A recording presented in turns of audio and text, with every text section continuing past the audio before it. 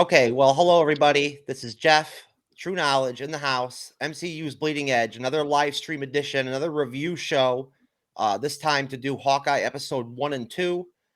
Diving right into it, we have once again Andrew from Geek News Now Network. It's good to see you, brother. Thank you, Jeff. Thanks for having me on again. Yeah, and we've got Renee also, aka Loki's mom, back from sakar.freeforums.net, podcast of champions.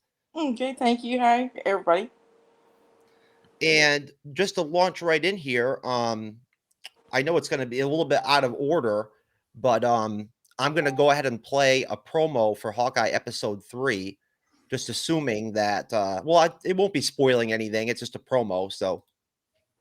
I have made many mistakes, but I accept the debt I'm paying because of them. Prison has changed me. What is it you're saying? I want to make a deal.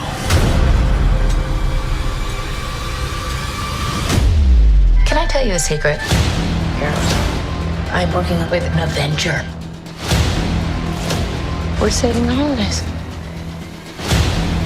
Can I speak to your manager? Didn't realize you were supposed to bring guns. We're out of regular arrows. Oh my god, trick arrows? Definitely not this one. You don't have to say definitely like that. Holy! There are arrows more dangerous than that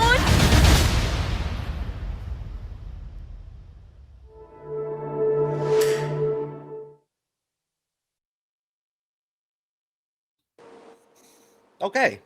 Well, that was pretty neat.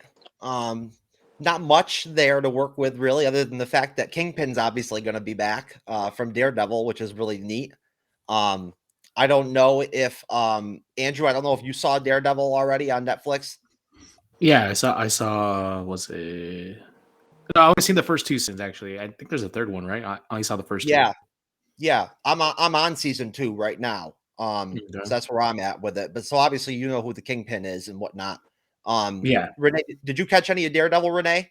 Yeah, I have seen it. I've seen all 3 seasons, and yeah, and Vincent how do you say his name? D'Onofrio, or he's D'Onofrio. Yeah, he's just phenomenal in the part. He really he owns it because he's sort of a cross between John Huston's Noah Cross in Chinatown and Orson Welles' Citizen Kane. He just really kind of locks into it, and he doesn't make it campy at the same time. So yeah, he was looking forward to him. Yeah, he was outstanding in Daredevil. The Daredevil season 1, for those of you out there who haven't caught Daredevil, is outstanding. At least I think it is. The first season is just literally great. It's classic. And Vincent D'Onofrio really throws it down too, as Kingpin. But so we are, of course, also with Geek News Now Network. I want to make sure I go ahead and plug away for Geek News Now for GNN. No shame here, but we are with Geek News Now Network, and I just want to shout out to everybody at GNN. And of course, thank Andrew for coming over from GNN, to help us out here on the Bleeding Edge. But so as far as that promo trailer goes, it's pretty cool that we know for sure now that Kingpin's going to be in episode 3. That's pretty neat. And obviously that woman that they showed there at the end of the trailer is Echo. We saw her in episode 2 at the end. I guess she's like the head of that Russian gang or whatever, or the Russian mafia. Tracksuit. Yes, the tracksuit gang. Yes. I guess she's the leader. And she's got they when they showed her in episode 2, there was kind of like an ominous tone about her, Were either one of you surprised at how, just to kind of lump episode 1 and 2 together for a minute, were you surprised that the tone kind of Andrew, of the seriousness kind of the episodes, or the kind of like the dramatic? No, I wasn't that surprised because in the trailer that we got about a month ago, it seemed kind of lighthearted and kind of Home Alone-esque, very Christmassy Die Hard / Home Alone. Like it had like that festive kind of like explosions, but with like, some Christmas cheer kind of thrown in. So the tone, I love the tone. It's very different from what we've seen of the MCU shows so far. What did you think, Renee? Was it a little bit like more serious than you expected it to be? Yeah, because like it starts off with the real serious, the young heroine here as a child witnessing the Battle of New York, and then that's so that brings that back, that seriousness of the Avengers movie, but then it also I think it balances the seriousness and the lightheartedness, and I think that's kind of a Marvel trademark that they do pretty well. So yeah, I guess I wasn't expecting it to be too lighthearted. I mean, you talking about the trailer being that way, but I didn't really expect that. It pretty much turned out how I expected as far as the tone, the seriousness balanced with comedy. Well, yeah, I mean, I felt like if anything, the tone was less comical than I thought it was going to be honest with you, based off the trailers. But you make a good point, Renee. When they show off in episode 1, when we get like the origin story of Kate Bishop or whatever, basically, her father dies in the Battle of New York. And I thought that was pretty poignant for him to have died that way. You know what I mean? I mean, you want to talk about starting things off pretty serious, to link the Battle of New York to his death like that was pretty intense. And I can see it, you can see how there would be a personal connection there with Kate Bishop and like maybe the Battle of New York or the Avengers or Hawkeye or something like that. I thought it was really cool how she walks out of the apartment or whatever and sees Hawkeye like fighting and everything and whatnot, and like jumping off the roof and everything, and then of course we see her proceeding to win like, trophies and medals and everything left and right for like martial arts, for fencing, for archery. So she's like basically like she's very multi-skilled. She's not just an archer. I mean, she can do a lot of different stuff. So basically, I guess what I would ask you guys would be, looking at episode 1 as a whole, not even breaking it down from scene to scene, because I don't really feel like it's necessary. Looking at episode 1 as a whole, what did you really, I'll start with you, Renee. What did you really take out of that first episode? I mean, it was pretty straight shot. Was there anything specific for you that really stood out in episode 1? What I liked about where it kind of jumps into the we go from the seriousness and then we jump into where the family's there watching the Avengers Broadway show, which and he's just barely tolerating it, and I think it is speaking to something I think they're going to probably present more in the next phase of how they've become pop heroes in almost reflective of a way of how the fictional characters have become pop heroes, but in the conceit of the movies, it's going to be the real people becoming those pop heroes. So, or at least being plagued with that. They have to deal with all their celebrityhood and all that. So I think that may be what's coming. So I don't know, but that did stand out to me. And then there's some, I think if it's not in the first episode, it may be in the second. I think Hawkeye sort of waxes philosophical about a little bit about who he is and what he is and all that. And, I think that's kind of standard again to the Marvel thing. But yeah, but I would say that kind of stood out. The Broadway show part just kind of like slaps you in the face. Well, they really, they really kind of throw you right into the mix, with the first episode. Like once you get the origin story with Kate Bishop, you kind of just they go right into the story, and before you know it, you're right in the middle of it. Now I want to say that, the time lengths on those episodes were like 50 minutes or 51 minutes long with the credits and everything and whatnot. They were pretty long. But Andrew, same question to you as far as the first episode goes. I know it's a lot to ask you, but if you could pull anything out of that first episode, any part of maybe the episode that stood out to you. Just to build off of what Renee was saying about how like it's fun, like the whole pop culture aspect of how Avengers, especially the Marvel licenses in real life, how it is now, where like the toys, like you have toys for like Thanos, who's like not as big of a character like 10 years ago and stuff, and like in real life and stuff.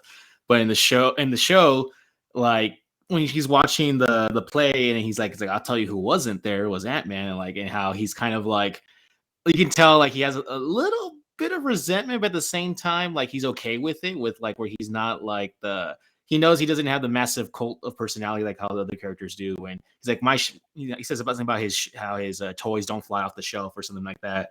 I don't remember if it's in the first or second episode. I think it's the first one where he says that. But the whole kind of him being sort of like uncomfortable with like his celebrityness, like when they're in the restaurant and the owner of the restaurant's like, oh, here, this is like on the house. He's like, oh, that's not necessary. And he's like, no, please, like you save the city. And it's like, all right, like there's kind of some kind of he's coming to terms with how he's like the not the most like high profile Avenger, but then again, he's still like, oh right, like I did, like people still like recognize me and stuff like that.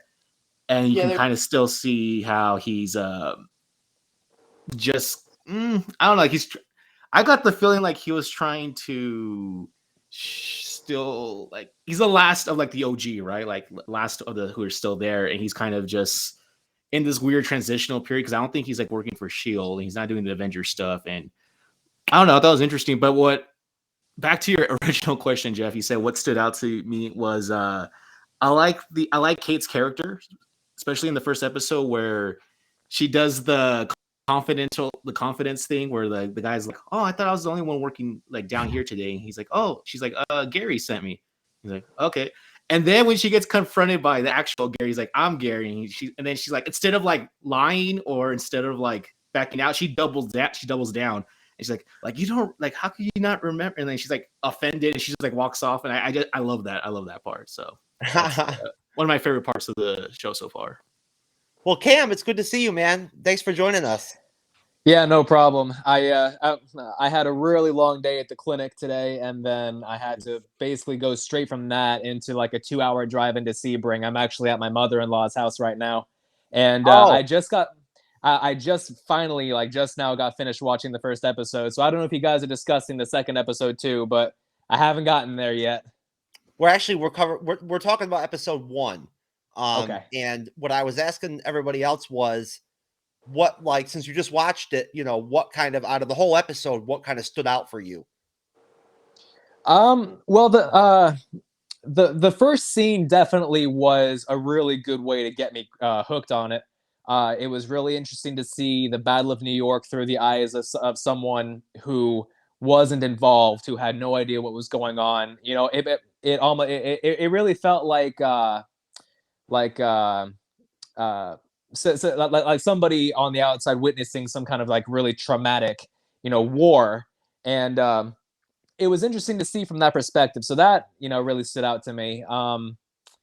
It was interesting for a series called Hawkeye. I think that, you know, Clint Barton got maybe 6 minutes of screen time in total, which I was kind of hoping for more of that, but I know that now that he's, you know, met Kate and, you know, their stories are going to kind of join from there, I know that we're going to see a lot more of him, but I just thought that was kind of interesting too. Yeah, I think that's a good point to make. I think that you're right. I think that in that first episode, it's really kind of a vehicle for Kate Bishop. That's kind of what we get out of it, you know, and it is interesting. I mean, I think that, you know, I was pretty optimistic about this actress that she's playing, you know, with this role and everything and whatnot. I was pretty optimistic with how it was going to play out. And so far, in episode 1 and 2, I'm pretty happy with what we got with Kate Bishop. I mean, it was pretty great. I hate to be, we're not trying to be spoilers here for you, Cam, but we are going to delve into episode 2. Honestly, to tell you the truth, not that much really occurred. I mean, again, as we talked about earlier before the show, Andrew and Renee and I, really in episode 1 and 2, all we really get is like a lot of supposition and like world building kind of, or whatever, or story building kind of, and background and everything and whatnot, you know, like, by the time we get to like, the end of episode 2, we're just kind of starting to get deeper into the story. now. So basically, Renee, you were just asking me in the chat if Kate Bishop is going to be the next Hawkeye. That's Yes, what I'm thinking it might happen, because if they're setting her, like you said, they really set her up as the main character. Uh, if you just look at this first episode, although it's named Hawkeye, so you're good, Andrew. Yeah, no, I mean she is going to be Hawkeye eventually. Okay. Yes, I mean at least in the comic books that's how they did it. okay.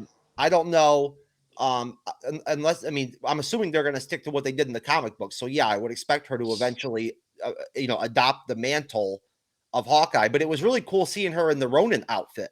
Mhm. I loved the whole Ronin deal with Hawkeye. I really did. Like, I love him as Ronin. So I really dug her. I love how she just the minute she put the suit on and went ahead and started fighting with the bad guys and everything like that. All of a sudden, she became like a target, by like the tracksuit mafia or whatever. You know what I mean? Like, and I thought that was really neat. How I like that part of the story. The idea that there was kind of like unfinished business, almost kind of like with Ronin, where he made enemies. Hawkeye did as Ronin, and like there's lingering, I guess, issues or whatever, as far as that goes. And that's a big part of the story, I think, is that essentially he's decides to stay in New York because there's people out there that are wearing the Ronin uniform. You know what I mean? Like, and he feels like he's got to step in and kind of clean that up. They don't explain exactly what Hawkeye's doing right now. They don't say whether he's not with Shield anymore, but they don't say whether he, what his whole deal is yet, right now. Like, I'm assuming that they decided to like not prosecute him or anything like that for his crimes, as Ronin, or else he'd be, on the raft, or he'd be in prison. But sticking again with episode 1, did you guys feel like, Renee, did you feel like the episode was really long? Did you feel like they crammed a lot into it? Or did you feel like it was a pretty straightforward deal? No, I don't think they crammed too much into it. I mean, it was fast paced, without a lot of action. Like I said, because even though it was fast paced, it was going from scene to scene, and we found out a lot about her future stepdad, or whatever he is, and his involvement with the crime world and the possible murder, or probably obvious murder of her. Mm-hmm. I don't know who Armand is to the family. I guess he's a friend of the family or something to Kate Bishop. And then, we're setting up Kate Bishop's mother. Of course, they've got a major star playing that role. So, we can see she's probably going to play some part since she's got a lot of money or something like that. She's probably going to be a financier the way Stark was or something, maybe to a lower level, but I can sort of see her playing that part. So they're setting her up. Yeah, and there's just, like I say, a lot of exposition, and then they bring in the one-eyed dog, and we're all wondering, well, what in the world, what's up with that and all that? Why does he just have one eye and all that type of stuff? So yeah, it's just a lot going on in it, but like you say, not a lot of action, just a few good scenes thrown in there. So I'm hoping that's going to improve as the series They progresses. threw the dog in there just kind of out of Mhm. nowhere. It was like, here he Yeah. was, like I forget what they call that dog in the comics. I think his name is like Pizza Head or something like that, or Pizza Face. I have no idea. Mhm. Yeah. I I can't remember what the dog's name is, but it's like something the pizza dog. Yes, exactly. So same to you, going to you too, Cam. Did you feel like, I mean, the episode was like 50 minutes long. Did you feel like like Renee said, like it kind of just like flew right by, or did you feel like there was a lot that went on? Yeah, it did feel like it kind of flew by, there was also a lot going on too. It's kind of interesting to have those two concepts, coincide that much. But they put a lot in there, I think, without cramming in too much information. If that makes any sense, it was more about building the characters and having character moments rather than explaining to us exactly what's going on. Yeah. for example, during the Rogers play, whenever Clint Barton sees, the woman who's playing Natasha Romanoff, and the music kind of drowns out into silence, and he's just kind of like fixated on that. I thought that was a really strong moment. It's whenever that's something I like about the MCU a lot, because it's not afraid to take time to have the characters slow down and kind of let the moment let the moment build, and let the characters be allowed to have feelings and express those feelings in some way. You see a lot, especially in long running franchises, as the franchise grows, and the concepts and ideas continue to grow, a lot of writers kind of fall into the trap of conveying these new ideas through a lot of information, through a lot of exposition, telling us what's going on, telling us how the characters are feeling, telling us how the characters are growing, rather than just having it kind of flow organically. And I think that's something that this show has started off doing fairly well. Did it fly by? Yeah, it kind of did. The episode kind of left me wanting a little bit, but at the same time, that's what the first episode of a show is supposed to do. That's what keeps you coming back and wanting more. So in that sense, I think that I think it succeeded. I'm definitely looking forward to watching episode 2, and I'm actually going to do that as soon as I get off of here. So we'll see how it goes. Well, I mean, honestly, I don't feel like you missed that much not seeing it yet. I'll just put that out there to you now. There's nothing really crazy that goes on in episode 2 that would be like spoiler like type material or anything like that. I think, where I think that anything we could say would really impact how your viewing of episode 2, I guess.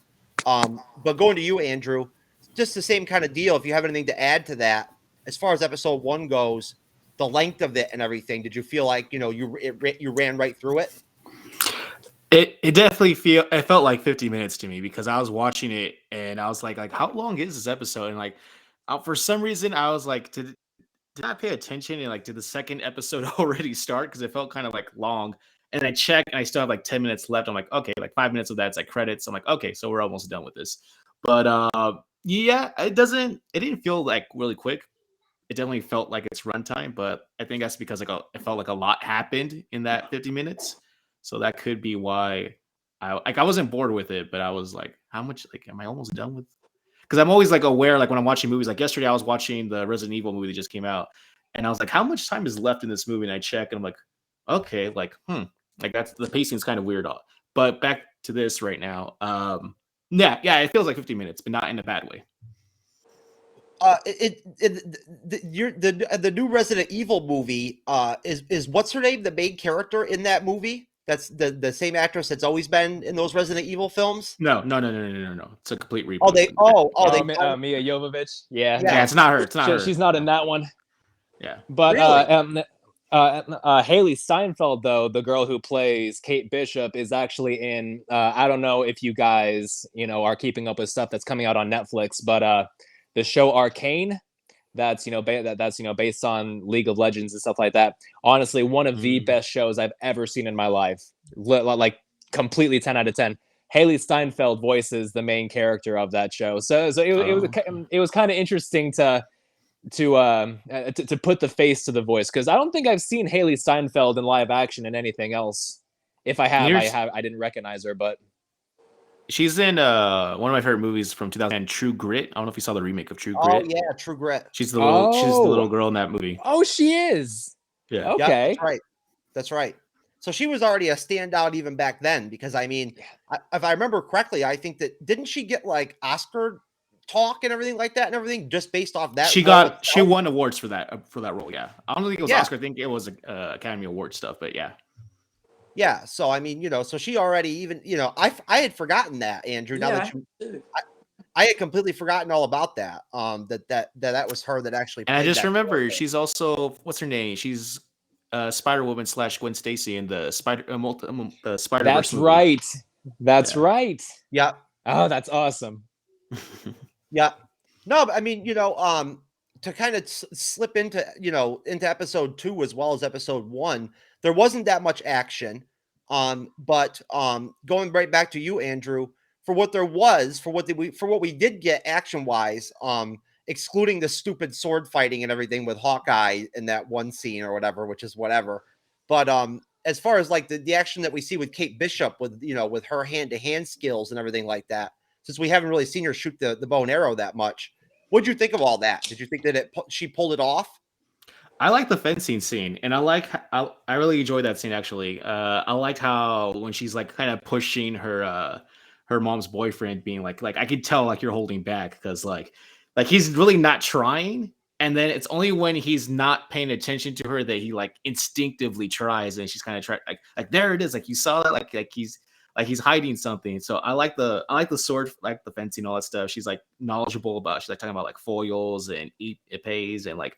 So she knows her stuff, and like you said, like in the credit sequence in the beginning of the first episode, where like it's just like trophies and like you're kind of, it's like showing you through the credit sequence that that's what she's accomplishing and stuff. Like she's like formidable. Like even when she meets like Hawkeye, she's combatively like formidable. She just doesn't have like all the stuff that comes with experience. Like when she meets him, and he's like looking around. She's like, oh, like are you like doing like the situational awareness thing? Like she doesn't know about like stuff outside of combat, and she's trying to like kind of glean that off of Hawkeye. But I do this when I go off on tangents. But back to your point about the sword fighting stuff, I do enjoy that. I believe, and I don't know if we're gonna get to this point yet, but the character of her stepfather in the comics, he's a character called the Swordsman, who is kind of like the mentor for Hawkeye. It looks like they're switching things around with the show, but I remember from reading like some of the Silver Age comics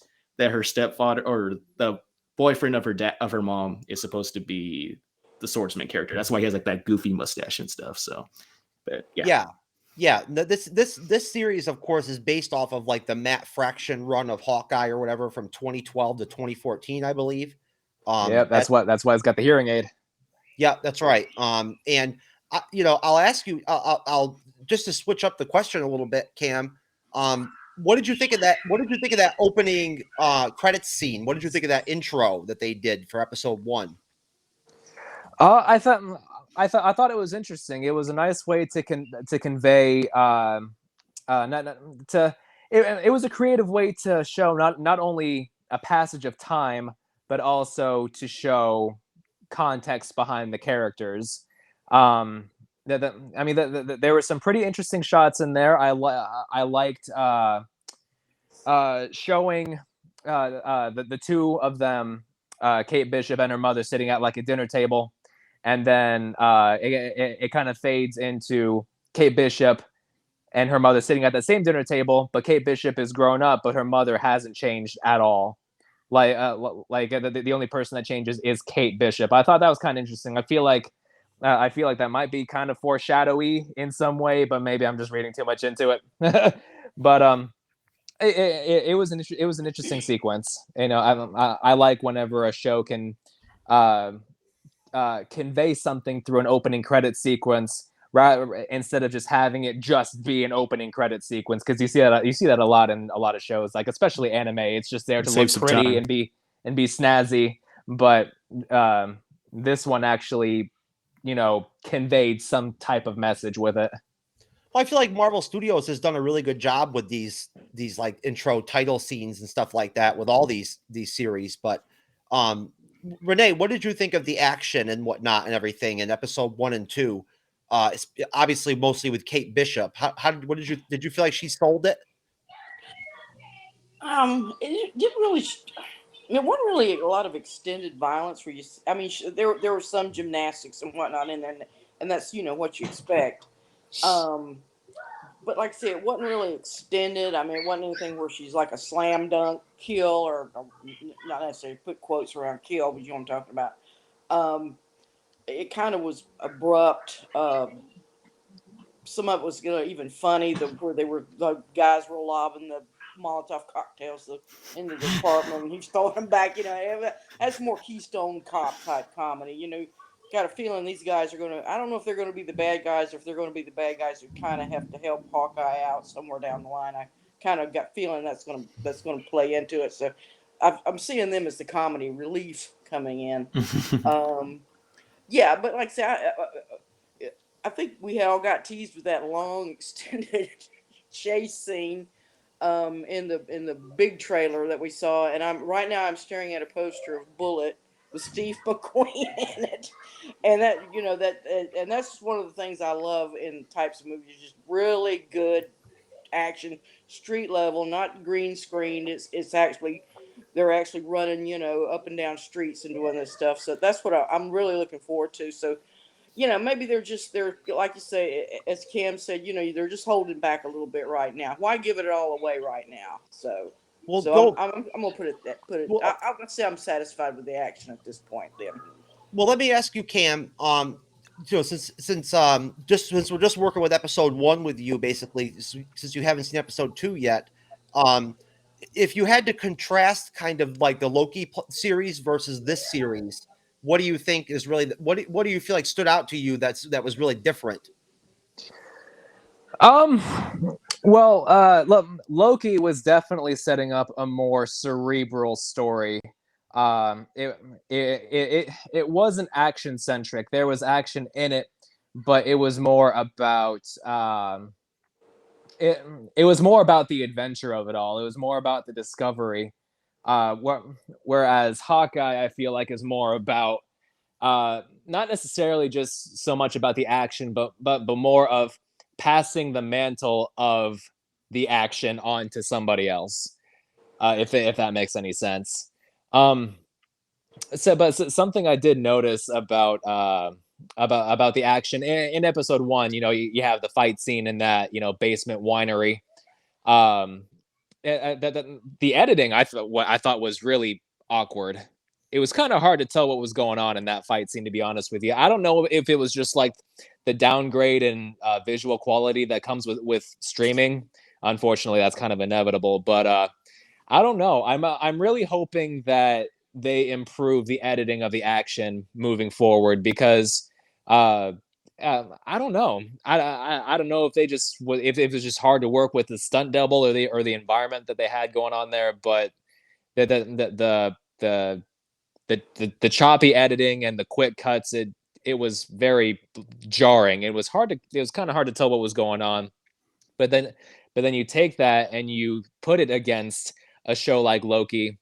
I thought the action of that show was incredibly well filmed. Tom Hiddleston was great. You could see that he was doing a lot of his own stunts, whereas Hailee Steinfeld, we don't quite get that yet. I mean, for all we know, it could have been a stunt double the entire time inside that suit, which I gotta say, I thought it was hilarious that the suit just did not fit her. You could tell that it was like wearing the biggest pair of cargo shorts that you could find. It just kind of hung off of her. I thought that was hilarious. kind of like Big Helmet in Spaceballs. yeah, kind of like that. I hadn't thought of that, to be honest with you, but now that I am, I can't not picture that. I feel like the hood is just like the hood on her is like a quilt. Well, what did you think, Renee? If you had contrasting this show and Loki, like kind of what would the differences be for you? Yeah, I think Cam nailed it. I think Loki's what Loki has going for it was it's got a lot of world building to do to it, and that can be fun in itself if it's done right. Because you're seeing all these fantastic. Oh my gosh, we find out that all of a sudden the Infinity Stones are just powerless where he's at. I mean, it's just dead, and so he and all of his realization of what he's having to go through. Whereas Hawkeye, we don't know what's going through Hawkeye's head. I mean, at this point, he's obviously retired. I guess he's trying to spend time with his family after the whole Avengers deal up through Thanos and the snap and the snapback and all that and whatever. And he's just wanting to just spend time with his family. And then, boom, here comes this. What he's seeing right now is an inconvenience. He's going to take care of the next week, and so I guess that's where we're going with it. So yeah, like you say, the world building is a lot less for Hawkeye than for Loki. Where if you want to contrast where the action was really started, I mean, Falcon and Winter Soldier, you just opened with a long extended action sequence that was just really, that was just, you know, a peach to get you into that series. Whereas this series, and of course Wanda, and then Wanda's there again, you've got world building going on. So I think that's just where Hawkeye's going to kind of drop down, because you don't have the opening action that much, and you don't have the world building either. It's pretty mundane world building as far as these characters go. Well, Andrew, coming off of What If, was it nice to just have like a live action show again? Like, did you appreciate that? Did you like the fact that it was just an Earth based kind of show? I did. After like everything when they, because I remember at the start of the year, we had like the entire schedule of like everything Marvel related for the entire year, and it was supposed to be like something every single week. And then about like around June or July, there was like that, like we're gonna alter the release schedule for the movies, and then like kind of pushed everything back. And so then I was like, okay, well after Loki, like what is there left? And like going into What If, I forget sometimes if What If is even like canon in a way or non-canon or whatever the deal is with that show. But coming back to like, I remember when you told me over the weekend, you're like, oh yeah, like we're gonna watch Hawkeye on Wednesday. I'm like, oh, like I snuck up on me real quick. I forgot Hawkeye was coming out. Like not that it was coming out, but it was coming out so soon. I thought it was December for some reason. And so like as I was watching it this morning, I was like, oh, it's like Jeremy Renner. It's like, oh, all right, like we're back to like actual like Avengers like characters from the actual movies. Like, okay, like yeah, it felt like okay, this like the where Loki kind of left off with like all the stuff going on with the multiverse stuff, and then us coming back to here. It was like it's nice to have something that's not like a apocalyptic Omega level event to just kind of be like a small like focused story on this character and I guess his protege in a way, and just something that's a little more like Falcon and Winter Soldier. Like I like the small kind of like not apocalyptic events. I like the small focus stuff. So watching it this morning and like with the whole Christmas vibes and everything, I'll be home in time for Christmas and like I love this. So yeah, I'm glad.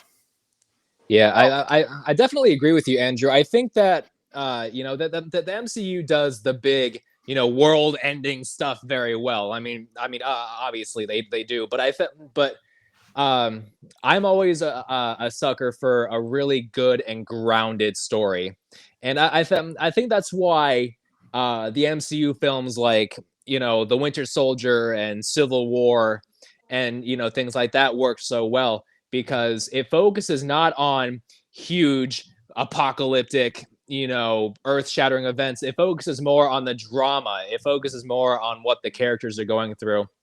And I think I might have said at the last episode of this that I was on, but The Winter Soldier has been my favorite MCU film since I started getting into the MCU. And the characters and the drama, that's what really grips me. You know, huge, big action set pieces, you know, they're exciting to see. Obviously, you know, it's a lot of fun. You know, there's some great spectacle, you know, a lot of green screen, unfortunately, but it's a lot of fun to watch. But whenever you dial it back and you focus on, you know, how those big action set pieces affect, you know, the mentality, the emotion of the characters, I think that's where the real gripping, you know, meat of these films is. That's why Civil War is my favorite movie. Of those, Civil War is my absolute favorite for that. For all the reasons Cam said, just Civil War and then Winter Soldier right behind that. So, well, don't forget, Cam, with Winter Soldier, that there is green screen in that, but the Russo brothers made an effort to make sure that a lot of the action scenes and whatnot in that film were actually done with stunt doubles in real life. You know what I mean? Oh, yeah. That was something that they were really looking to do. Yeah, I think that all the best MCU movies have come from the Russos.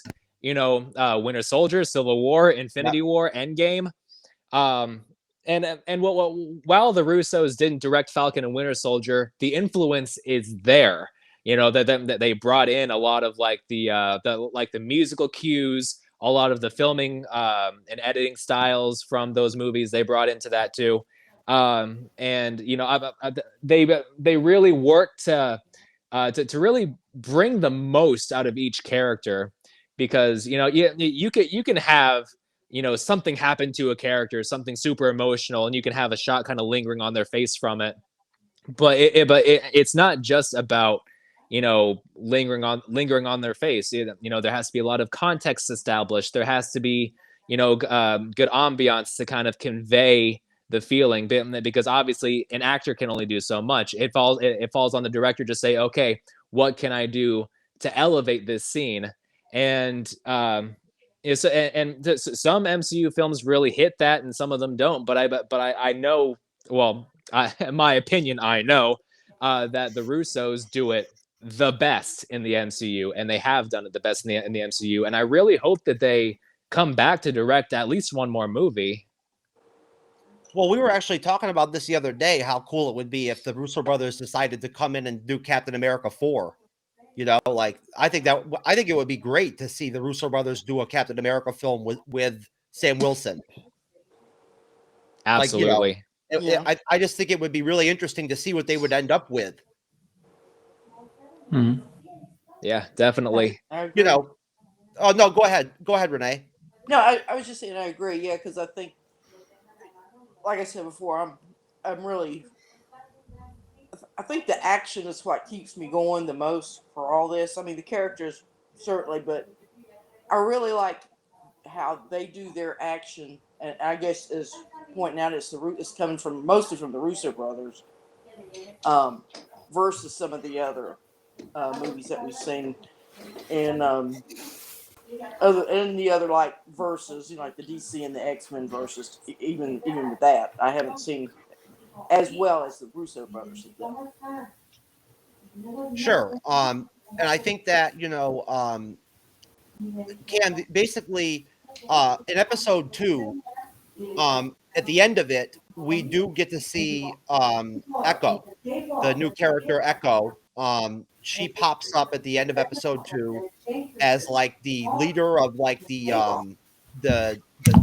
tracksuit gang or whatever, the tracksuit gang. So I just wanted to ask. I know you didn't see you don't really see anything but just her face, and like what she kind of looks like. We don't, other than that, we don't really see anything. But just based off of like what we saw, the little bit we did see of her in episode 2, and what we've heard about her, I just wanted to ask, if anybody has anything to offer as far as like their expectations with that character, what would it be? And I'll start with you, Andrew. I have no idea who Echo is. So I remember the announcement a while back that she was getting her own show.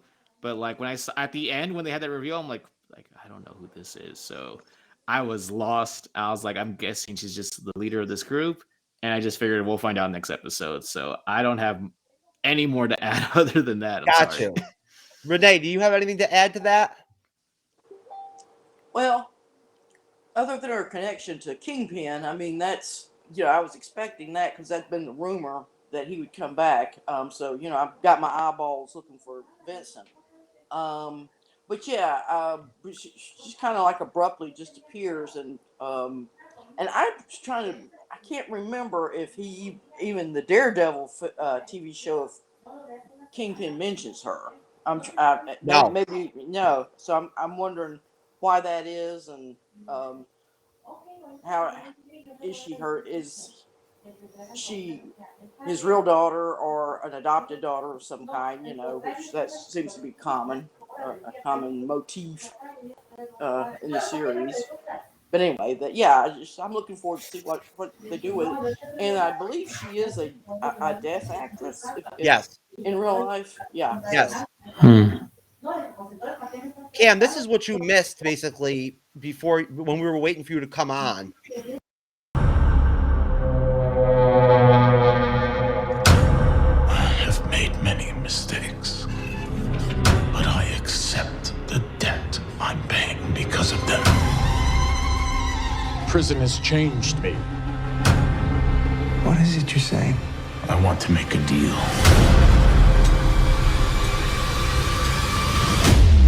Can I tell you a secret? I'm working with an Avenger. We're saving the holidays. Can I speak to your manager? Didn't realize you were supposed to bring guns. We're out of regular arrows. Oh my God, trick arrows? Definitely not this one. You don't have to say definitely like that. Holy! There are arrows more dangerous than that one?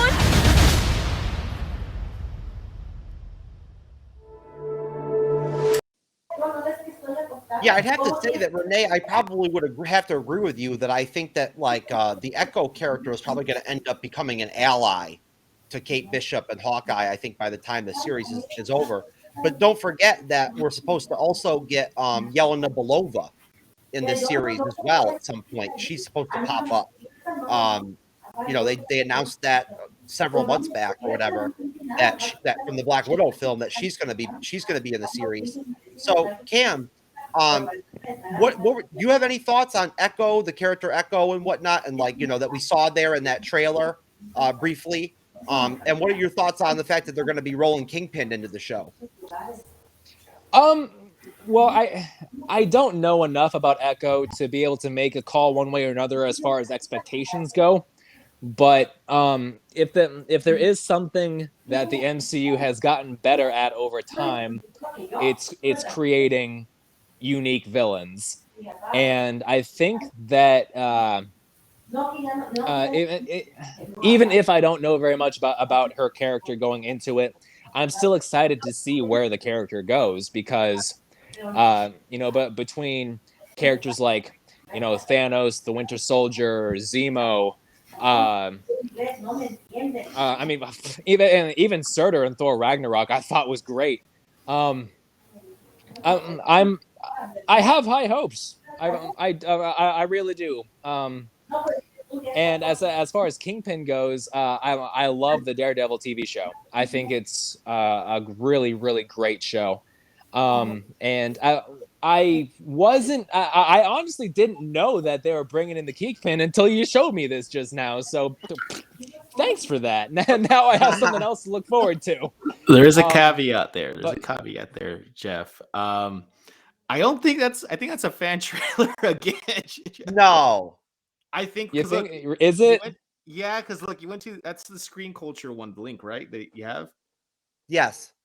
So I'm looking at the description for it, and it says trailer concept, and then further description it says the inspiration behind this video. And yeah, because I'm looking at the comments, and like one of them was like, "Oh, this is a fan." I was like, "Yeah, right." Because like when the Kingpin is talking, he's not.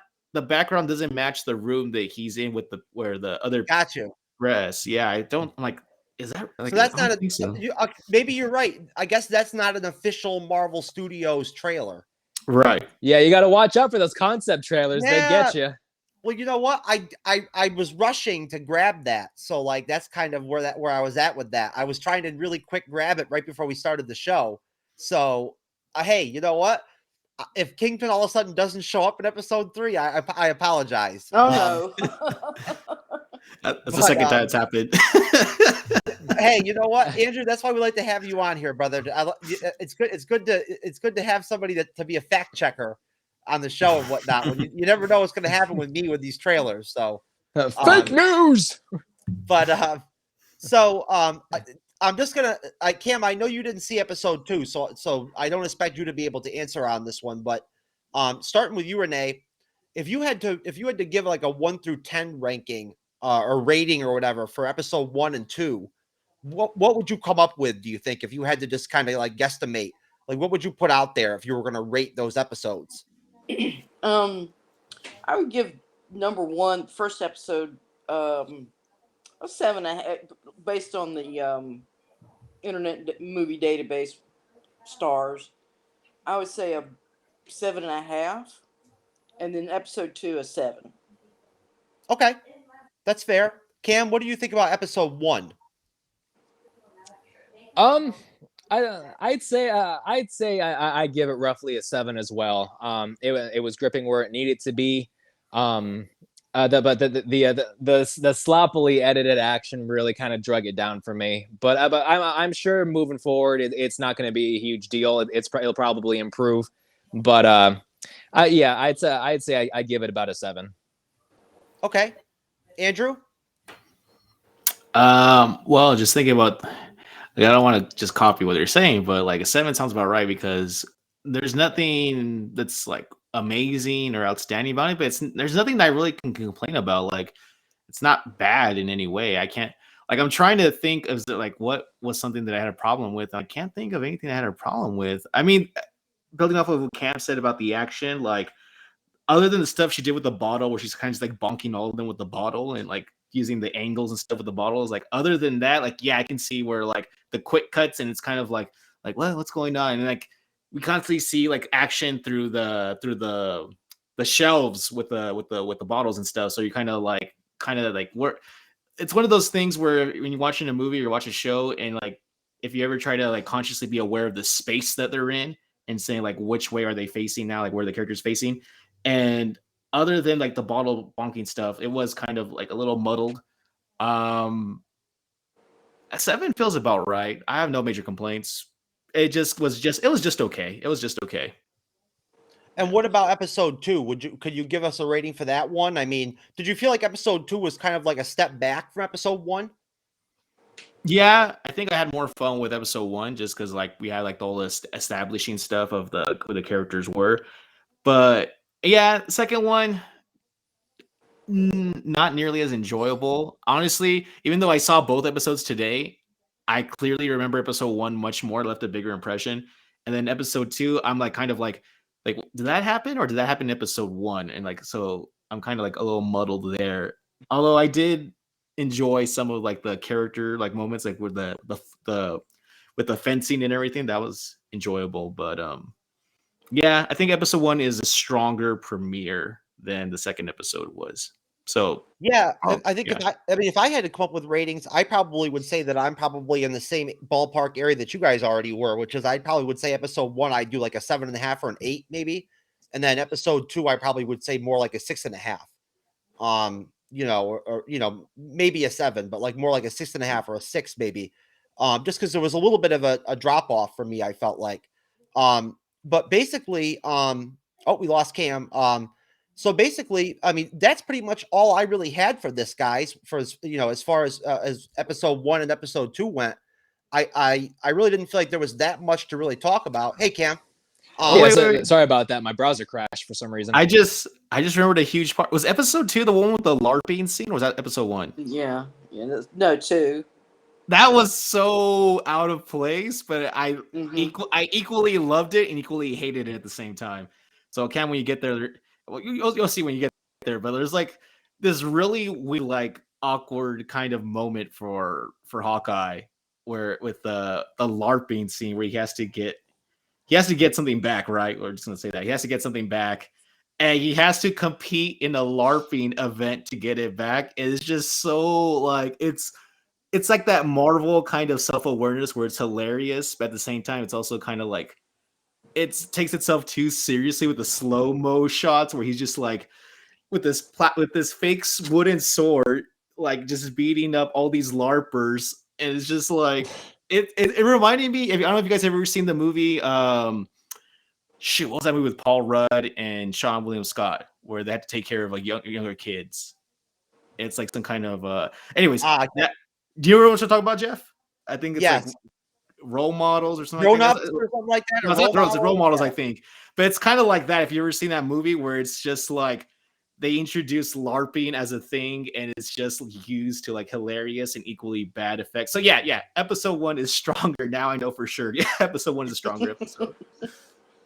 Well, basically, that was pretty much all I really had to work with as far as this review went, guys. So, I mean, we're going to actually try to clock in for under an hour on this one. I want to, again, just go ahead and plug Geek News Now Network. Cam is here from Geek News Now. Andrew's here from Geek News Now. And thanks for being on here, guys. I really appreciate it. Yeah, no problem. Yeah, it was good to see you. Thanks. And Renee, coming from Podcast of Champions, sakar.freeforums.net. We appreciate you coming on again. Thank you. And for Cybernetic Shark and myself, Jeff, here at the MCU's Bleeding Edge, and for everybody at GNN, we just want to say goodnight, and we'll see you next time. Bye-bye.